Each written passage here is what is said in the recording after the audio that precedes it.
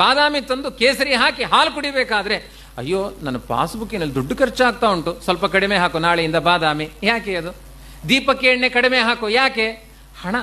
ಎಲ್ಲದಕ್ಕೂ ಮೂಲ ಕಾರಣ ಹಣ. ಅದರಲ್ಲಿ ಏನಾಗುತ್ತೆ ಅಂದರೆ ಅದು ಖರ್ಚು ಮಾಡಬೇಕಾದ್ರೂ ದುಃಖ, ಸಂಪಾದನೆ ಮಾಡಬೇಕಾದ್ರೆ ಎಷ್ಟು ಕಷ್ಟ ಉಂಟು ಗೊತ್ತುಂಟಾ? ನಿಮಗೇನು ಮನೆಯಲ್ಲಿ ಖರ್ಚು ಮಾಡ್ತೀರಿ ದೊಡ್ಡದಾಗಿ, ಇದೇ ತಾನೆ ಗಲಾಟೆ. ಯಾಕೆ? ಸಂಪಾದನೆ ಮಾಡಬೇಕಾದ್ರೆ ದುಃಖ, ಖರ್ಚು ಮಾಡಬೇಕಾದ್ರೆ ದುಃಖ. ಡೆಪಾಸಿಟ್ ಮಾಡಿದರೆ ಆ ಬ್ಯಾಂಕೇ ದಿವಾಳಿ ಆದರೆ ಮರ್ಜು ಮಾಡಿದರೆ ಪರವಾಗಿಲ್ಲ, ವಿಜಯ ದೇನ ಪರವಾಗಿಲ್ಲ. ಒಂದು ವೇಳೆ ಅದೇ ದಿವಾಳಿ ಹೋದರೆ ಕತೆ ಏನು? ಎಂಥ ಭಯ. ಕೊನೆಗೆ ಅಷ್ಟೆಲ್ಲ ದುಡ್ಡು ಇಟ್ಟು ಪ್ರಾಣ ಹೋಗುವ ಸ್ಥಿತಿ ಬಂದರೆ ಕತೆ ಏನು? ಕೆಲವ್ರದ್ದು ಹಾಗೆ ಆಯ್ತಲ್ಲ. ಬಂಗಾರದಲ್ಲಿ ಮನೆ ತುಂಬ ಉಂಟು, ಆಸ್ಪತ್ರೆಯಲ್ಲಿ 3 ತಿಂಗಳು ಮಲಗಿ ಹೋದ್ರು, ಮುಗದೇ ಹೋಯ್ತಲ್ಲ ಆಸ್ತಿ. ಎಲ್ಲಿಗೂ ಹೋಯ್ತು? ಆಮೇಲೆ ಸತ್ತ ಮೇಲೆ ಆ ಹಣ ಎಲ್ಲಿ, ಹೊನ್ನೆಲ್ಲಿ?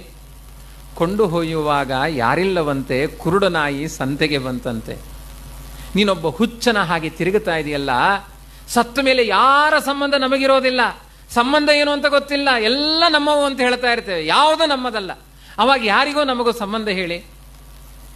ಹನುಮಯ್ಯನ ಹೊರತು ಬೇರೆ ಗತಿ ಇಲ್ಲ. ದೇವರಿಗೂ ಜೀವನಿಗೂ ಇಬ್ಬರಿಗೆ ಮಾತ್ರ ಸಂಬಂಧ ಇದೆ.